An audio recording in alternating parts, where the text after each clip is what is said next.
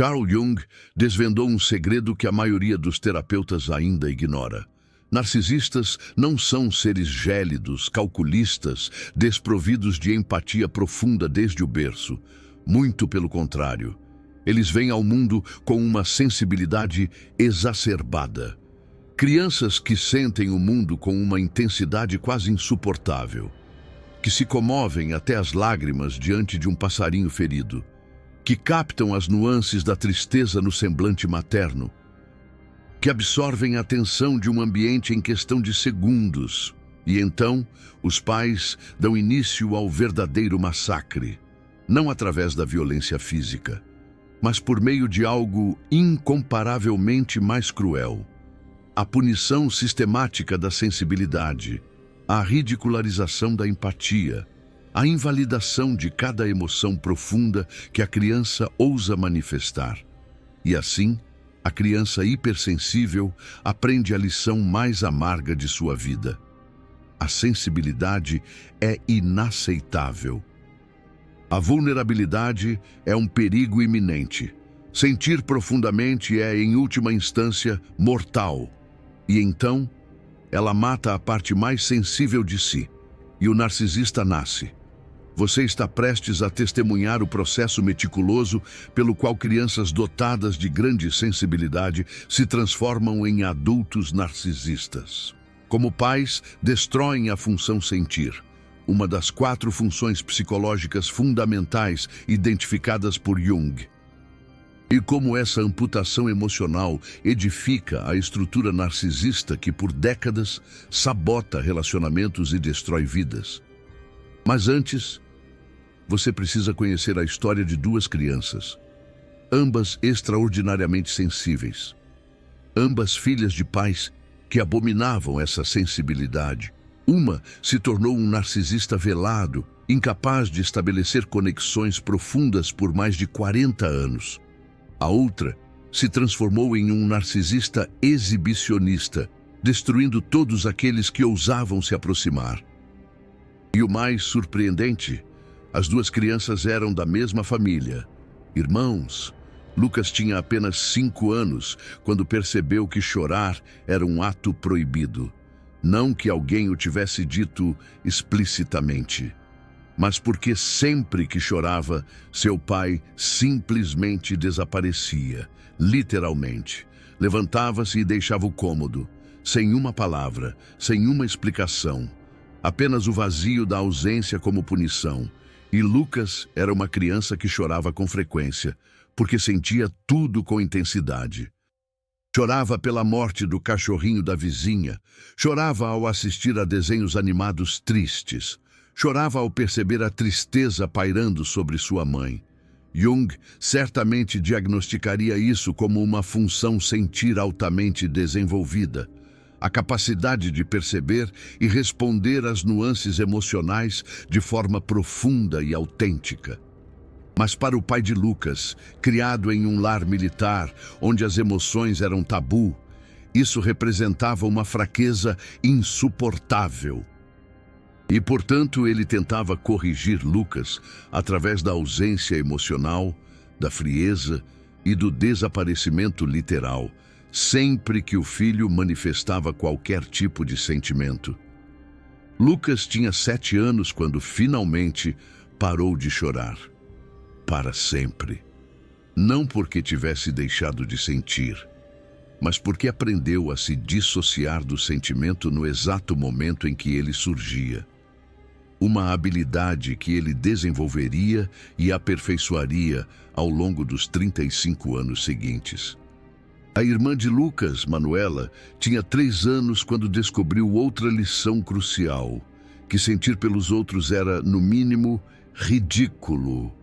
Certa vez, enquanto brincava no parque, Manuela presenciou a queda de um menino, que começou a chorar copiosamente. Imediatamente, Manuela correu em sua direção, genuinamente preocupada, tentando ajudá-lo a se levantar. A mãe de Manuela observava a cena à distância. E quando Manuela retornou, a mãe proferiu palavras que se gravaram profundamente na psique da criança. Você é muito dramática, Manuela. Ele nem se machucou de verdade. Pare de fazer tempestade em copo d'água. Manuela havia demonstrado empatia genuína, a função sentir operando de forma saudável e natural. Mas para a mãe narcisista, esse gesto ativou sua própria sombra. A mãe havia enterrado sua própria sensibilidade há décadas, construindo uma persona fria e impenetrável sobre sua essência sensível que havia sido cruelmente assassinada. E a sombra sempre ataca no outro aquilo que ela própria nega em si. E assim, a mãe iniciou uma campanha sistemática de ridicularização. Sempre que Manuela demonstrava qualquer traço de empatia, a mãe a invalidava, minimizava seus sentimentos, ridicularizava suas reações. Pare de ser tão sensível, Manuela. Você é muito emotiva. Está exagerando de novo. Ninguém gosta de gente que sente demais. Você precisa endurecer, garota. Manuela se viu diante de uma escolha impossível. Ser fiel à sua essência sensível ou garantir sua sobrevivência emocional através da aprovação materna. E como todas as crianças que são forçadas a escolher, ela optou pela sobrevivência. Aos 9 anos, Manuela já exibia uma persona narcisista. Ridicularizava as crianças que choravam. Chamava seus colegas mais sensíveis de bebês chorões e ostentava sua aparente capacidade de não se importar com absolutamente nada. Ela estava, na verdade, imitando o complexo materno, identificando-se com a agressora, tornando-se narcisista para não ser destruída pelo narcisismo da mãe. Lucas, aos 12 anos, era conhecido como o garoto frio da escola. Jamais demonstrava qualquer emoção. Alguns professores chegaram a suspeitar que ele sofresse de algum transtorno. Seus colegas o evitavam, e as meninas desistiam rapidamente de qualquer aproximação. Mas Lucas sentia profundamente. Acontece que cada emoção era imediatamente dissociada, enviada para sua sombra, reprimida antes mesmo de atingir a consciência. A programação estava completa. Sentir é perigoso. Vulnerabilidade leva ao abandono. E assim, ele construiu uma persona cada vez mais fria, intelectualizada, desconectada. E todos o elogiavam.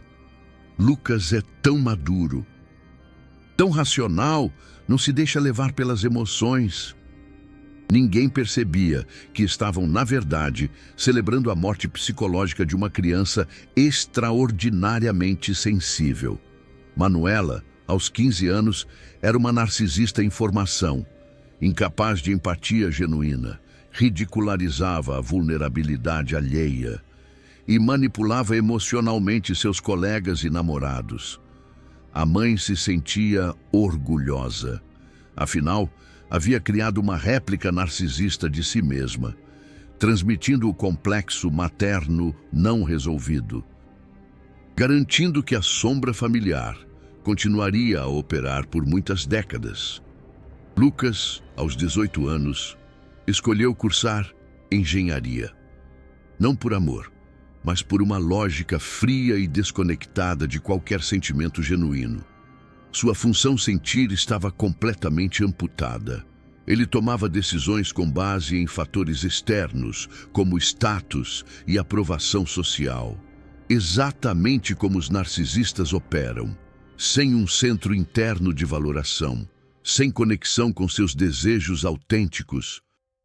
Apenas uma performance externa, baseada na busca incessante pela aprovação dos outros.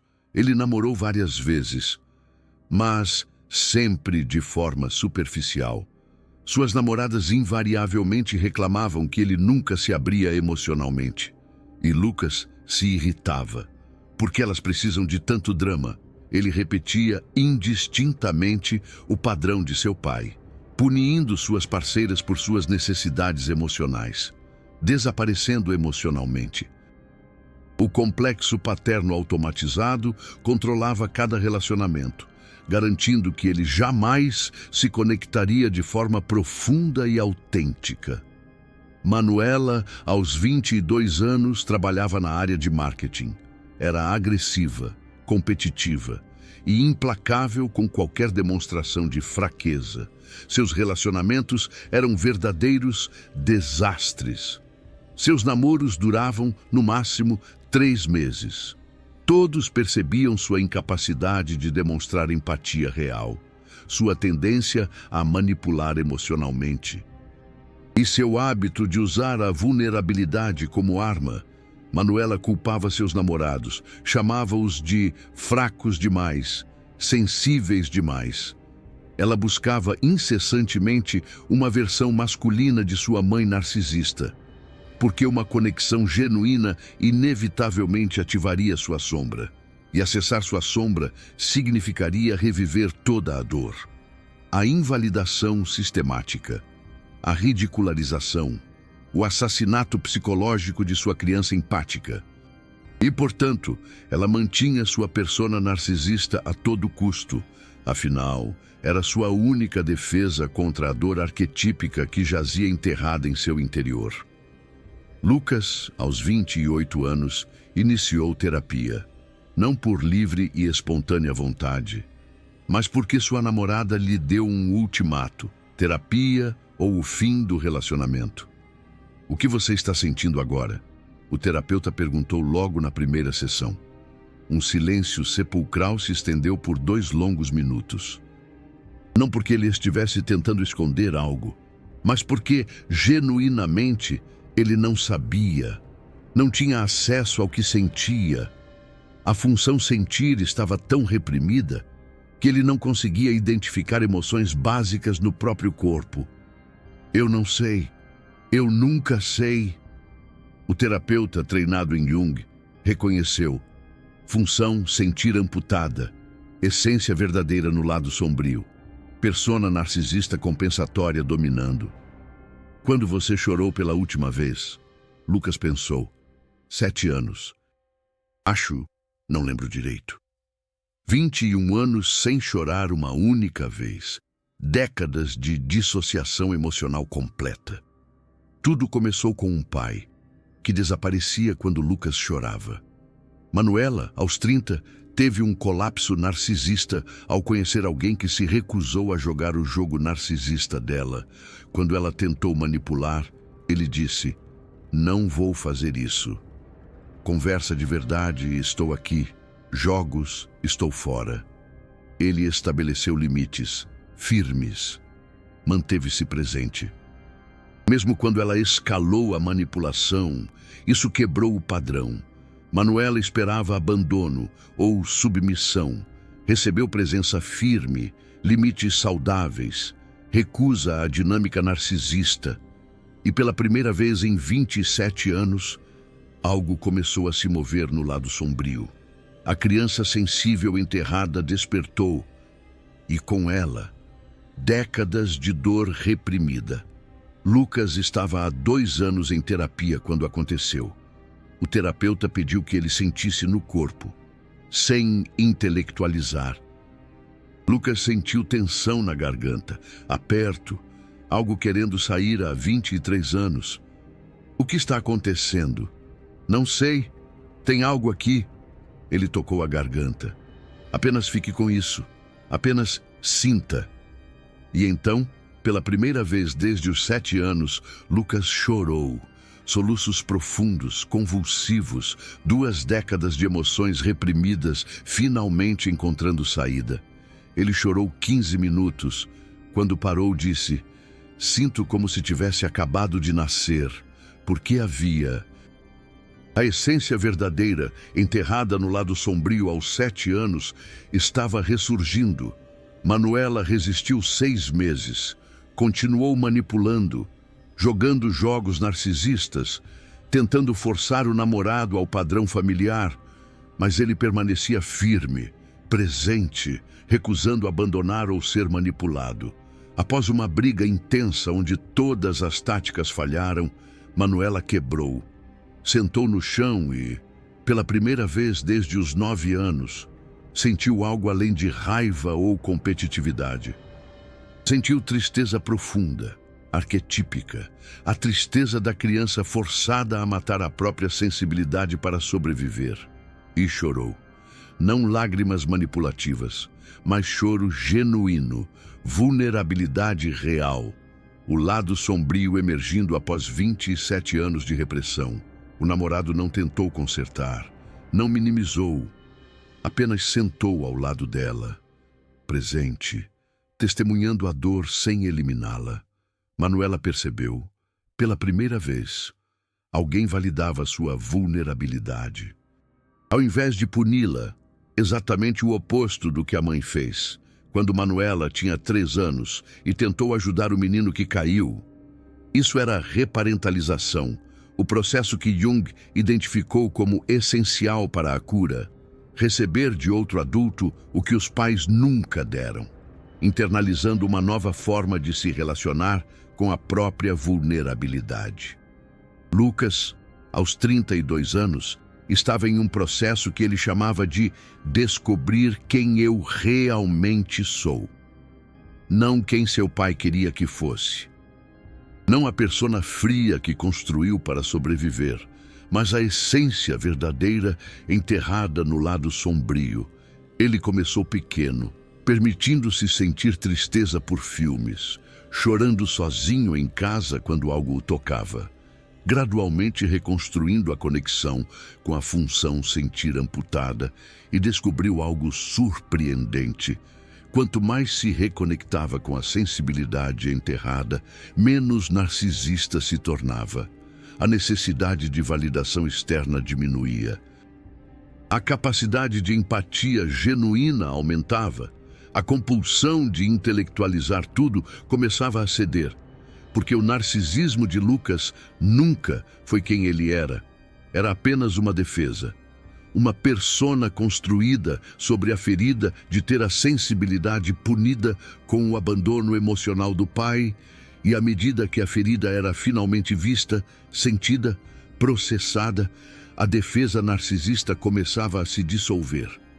Manuela estava há 1 ano em terapia intensiva, trabalhando diretamente com o complexo materno, reconhecendo como havia internalizado a voz crítica da mãe, que ridicularizava a sensibilidade, e descobrindo que a criança sensível que ela havia matado aos 9 anos nunca realmente morreu. Apenas foi para o lado sombrio, esperando décadas para ser finalmente resgatada. Ela começou a praticar algo radical. Quando sentia o impulso de ridicularizar a vulnerabilidade de outros, pausava. Reconhecia que era a voz da mãe, não a sua, e escolhia conscientemente responder diferente. No começo era mecânico, forçado. Ela não sentia empatia genuína, apenas imitava comportamentos empáticos porque intelectualmente sabia que era o certo. Mas gradualmente, algo mudou. A empatia começou a voltar, não como performance, mas como sentimento genuíno. A função sentir, reprimida por 28 anos, estava finalmente começando a se reintegrar na consciência. E com ela, a possibilidade de conexões profundas, de relacionamentos reais, de amor que não era manipulação disfarçada. Mas aqui está algo que Jung observou e que poucos terapeutas compreendem completamente. A recuperação da sensibilidade não é linear, não é simplesmente decidir sentir de novo e pronto. É um processo doloroso de confronto com tudo que foi perdido, tudo que foi sacrificado, todas as décadas vividas em falsidade. Lucas, aos 33 anos, estava passando pelo que seu terapeuta chamava de luto pelo tempo perdido, luto pelos relacionamentos que sabotou, pelas conexões profundas que nunca aconteceram, pelos 25 anos vivendo como uma versão morta de si mesmo, e a raiva, uma raiva profunda contra o pai, não apenas pelo que fez, mas pelo que nunca fez, nunca validou, nunca acolheu, nunca permitiu. essa raiva assustava Lucas. Porque sentir raiva significava reconhecer que houve injustiça, que ele não mereceu o tratamento que recebeu, que uma criança extraordinariamente sensível foi sistematicamente destruída por um pai emocionalmente morto. E reconhecer isso significava abandonar a fantasia que Lucas havia sustentado por décadas. A fantasia de que o pai estava certo, de que sensibilidade era realmente fraqueza, de que emoções eram realmente problemáticas. Abandonar essa fantasia significava ver a verdade completa, e a verdade era devastadora. Manuela, aos 32 anos, estava confrontando algo ainda mais perturbador. A possibilidade de que havia se tornado exatamente o que mais odiava. Uma réplica da mãe narcisista. Ela começou a revisar relacionamentos passados com nova consciência. E o que viu a horrorizou. Havia tratado namorados exatamente como a mãe a tratou, ridicularizando a vulnerabilidade, punindo a sensibilidade, invalidando emoções profundas. Havia transmitido o complexo materno para cada pessoa que se aproximou, perpetuando o ciclo de destruição da sensibilidade, tornando-se exatamente o que a mãe foi para ela. E o peso dessa percepção era quase insuportável. Carl Jung chamava isso de enantiodromia, o processo pelo qual algo se transforma no seu oposto. A criança que odiava a frieza materna se torna fria.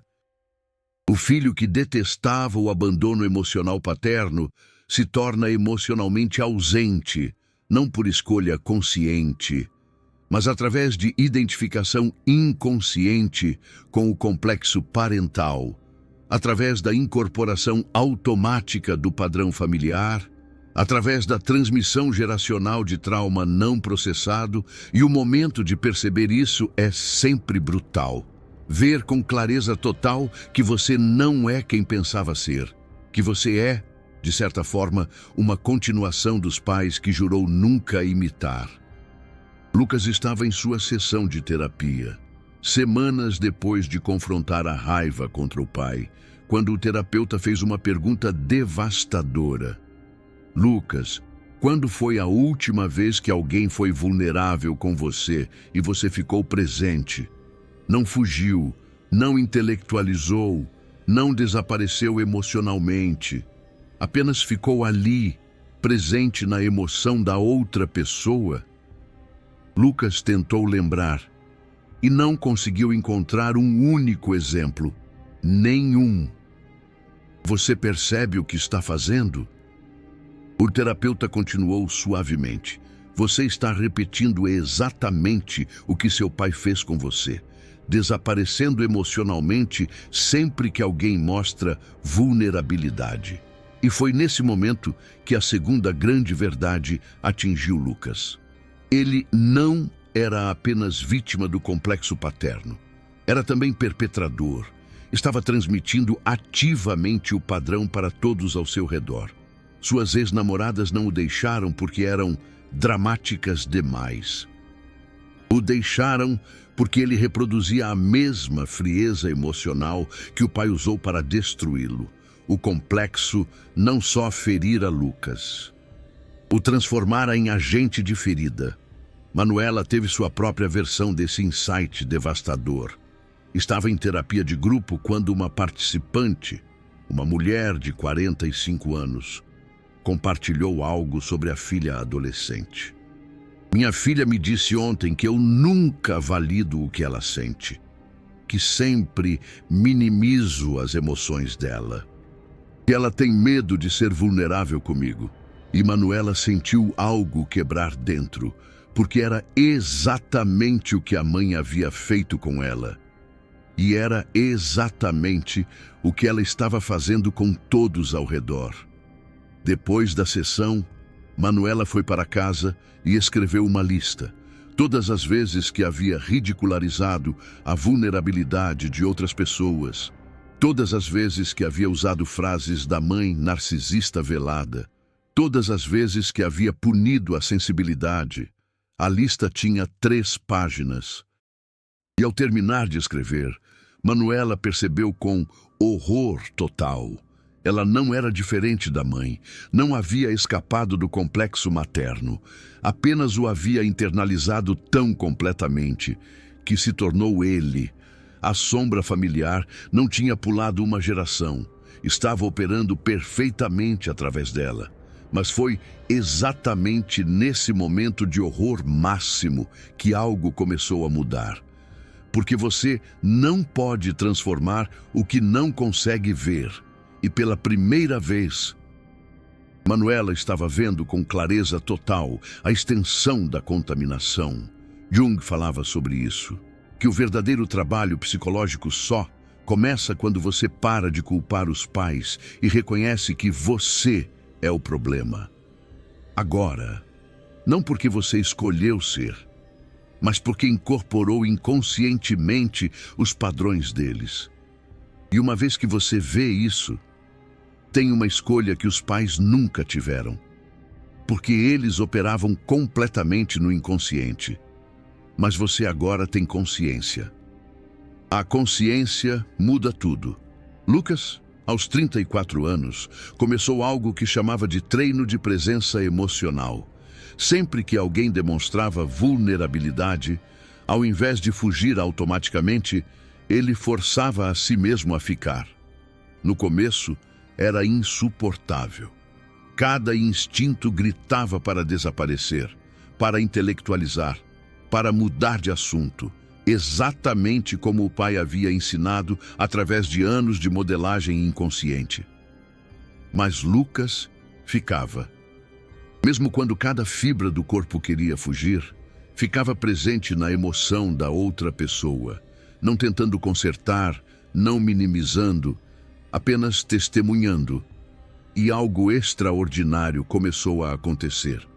A função sentir, amputada aos 7 anos, começou a crescer de novo.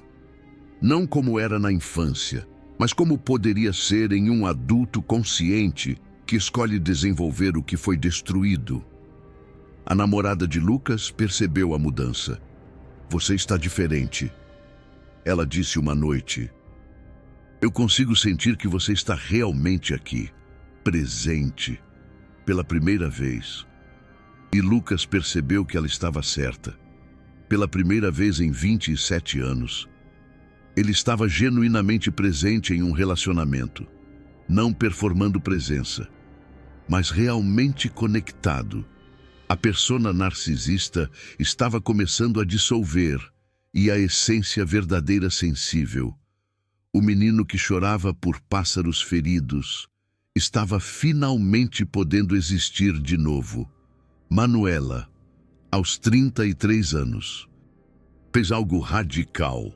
Entrou em contato com 3 ex-namorados, não para se justificar, não para pedir outra chance, mas para reconhecer o que havia feito. Eu preciso que você saiba que eu vejo agora. Ela escreveu para um deles. Como eu ridicularizava sua vulnerabilidade, como eu usava suas emoções contra você, como eu era incapaz de empatia real. Eu me tornei minha mãe narcisista velada sem perceber. E você não mereceu isso. 2 deles responderam. Um disse que o reconhecimento significava mais do que ela imaginava, que ele havia passado anos achando que o problema era ele, que era fraco demais, sensível demais. Saber que não era eu. Ele escreveu que era você repetindo um padrão da sua mãe. Isso muda tudo. Eu posso finalmente parar de me culpar. E Manuela percebeu algo profundo. Quebrar o ciclo. Não era apenas sobre ela. Era sobre todas as pessoas que ela havia ferido. Sobre parar a transmissão do complexo materno. Sobre interromper a sombra familiar antes que contaminasse mais uma geração. Ela não podia desfazer o dano, mas podia pelo menos nomeá-lo, reconhecê-lo, tirar a carga de culpa das vítimas do seu narcisismo, e ao fazer isso, algo dentro dela começou a curar de uma forma que a terapia sozinha nunca conseguiria. Lucas, aos 35 anos, Teve um encontro com o pai. Não havia falado com ele profundamente em anos. Sempre conversas superficiais sobre clima e trabalho. Mas agora, Lucas tinha algo que precisava dizer. Pai, eu preciso falar sobre minha infância. Sobre como você desaparecia toda vez que eu chorava. Sobre como isso me ensinou que sensibilidade era inaceitável. Sobre como passei 30 anos da minha vida dissociado emocionalmente, porque aprendi que vulnerabilidade leva ao abandono. O pai ficou em silêncio, e Lucas viu algo que nunca havia visto antes. Lágrimas nos olhos do pai. Eu não sabia fazer diferente, o pai disse finalmente, com a voz quebrando. Meu pai era pior. Ele não só desaparecia, ele batia. Quando eu chorava de criança, ele me batia até eu parar. Então, eu pensei que estava sendo melhor só saindo da sala. E Lucas percebeu a verdade completa. O complexo paterno não começou com o pai de Lucas. Vinha de gerações atrás. Cada pai tentando ser um pouco melhor que o anterior. Mas todos perpetuando a mesma mensagem fundamental. Sensibilidade masculina é inaceitável. Eu te machuquei, o pai continuou. Eu vejo isso agora. Eu tentei te fazer forte do jeito que meu pai tentou comigo, mas só te fiz frio e sinto muito. Era a primeira vez que o pai pedia desculpas por qualquer coisa na vida inteira de Lucas. E algo dentro de Lucas, algo que estava tenso há 30 anos, finalmente começou a relaxar. Perdoar não significava esquecer. Não significava que o que aconteceu foi aceitável, mas significava ver o pai como humano, como alguém também ferido, também operando a partir de complexos não resolvidos, também vítima do mesmo lado sombrio familiar. E ver isso permitia a Lucas fazer algo que o pai nunca conseguiu fazer: parar a transmissão conscientemente. Escolher quebrar o ciclo ao invés de apenas perpetuá-lo com menos violência. Manuela, aos 34 anos, estava grávida e apavorada. E se eu fizer com meu filho o que minha mãe fez comigo? Ela disse na terapia, voz tremendo. E se eu não conseguir validar a sensibilidade dele? E se eu automaticamente ridicularizar vulnerabilidade porque é o que está programado em mim? O terapeuta respondeu com algo que Manuela nunca esqueceria. A diferença entre você e sua mãe é que você está fazendo essa pergunta. Sua mãe nunca questionou. Operava completamente no inconsciente. Mas você tem consciência. E consciência te dá a escolha.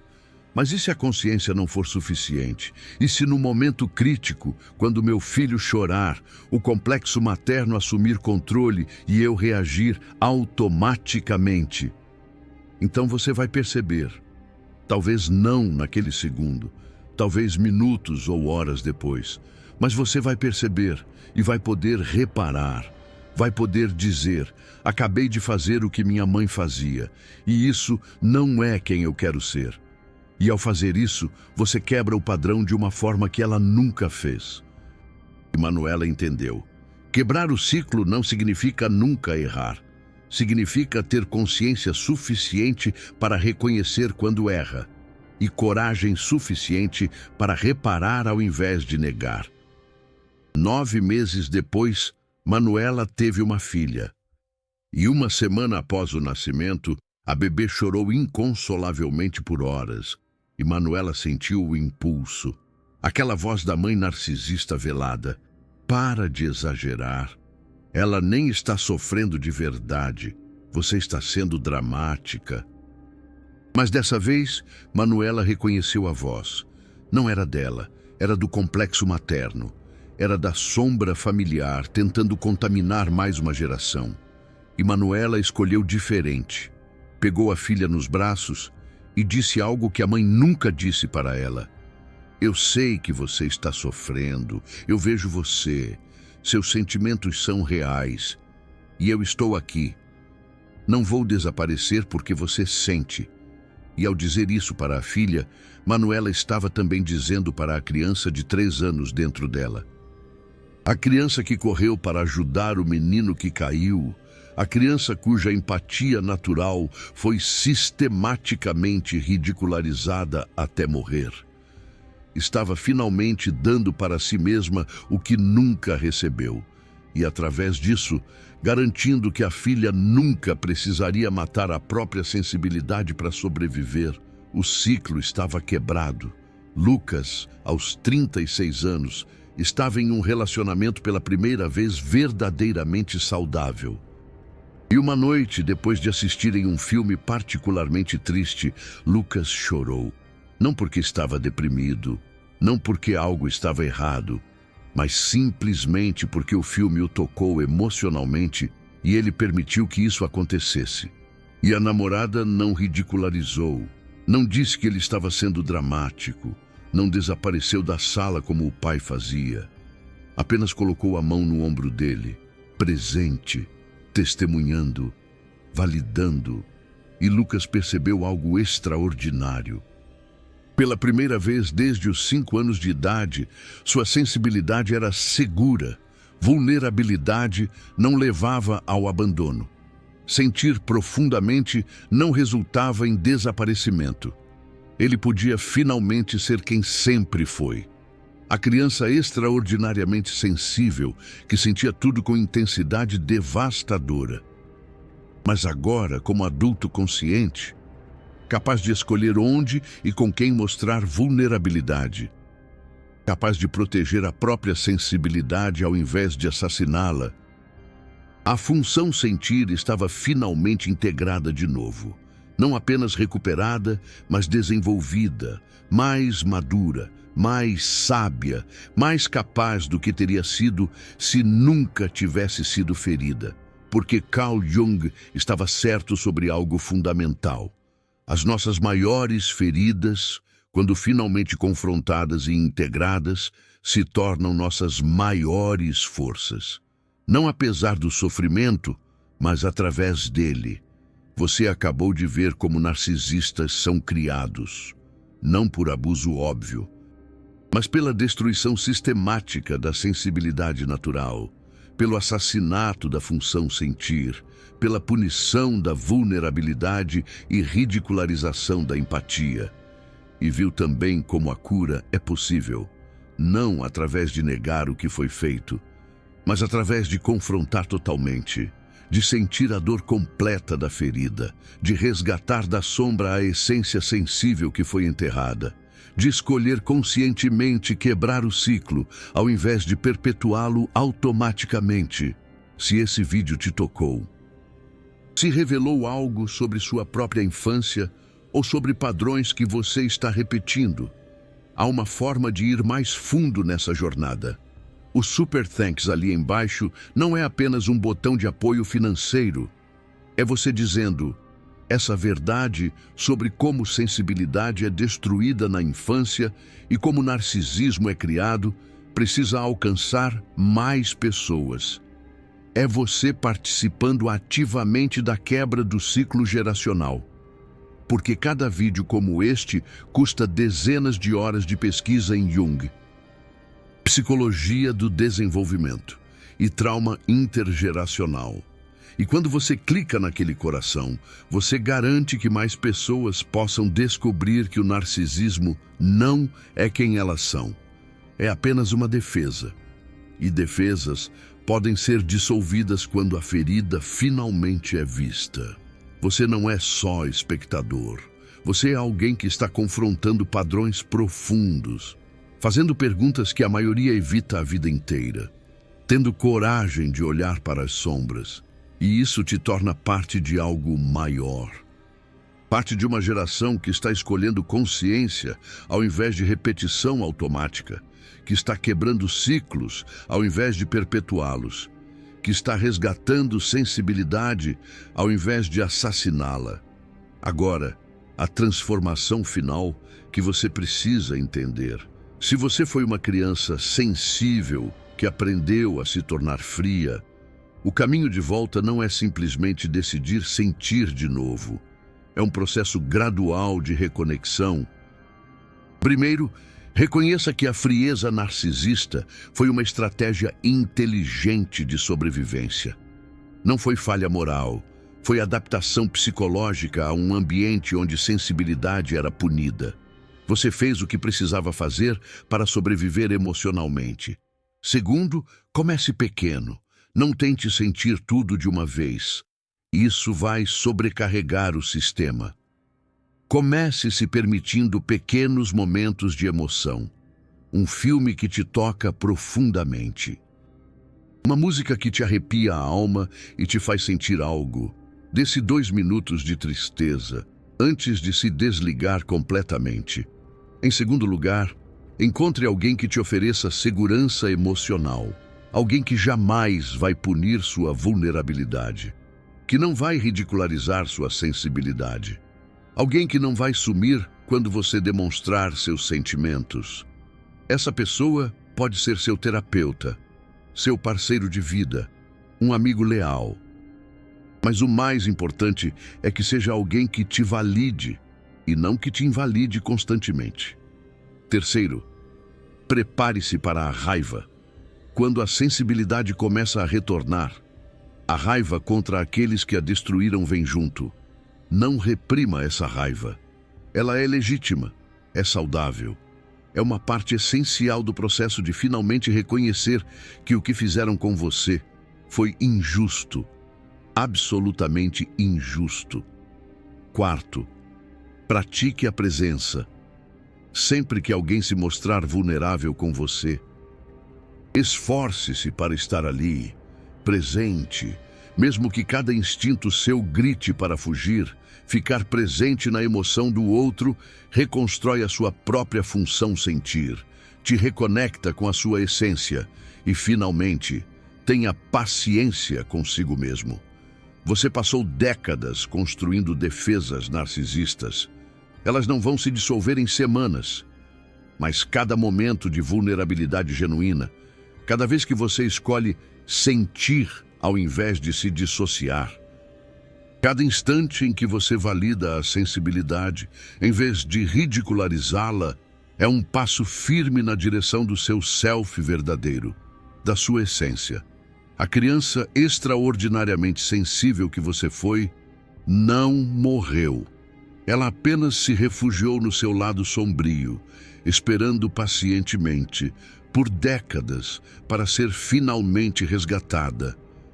E quando você a resgata, descobre que o narcisismo nunca foi quem você é.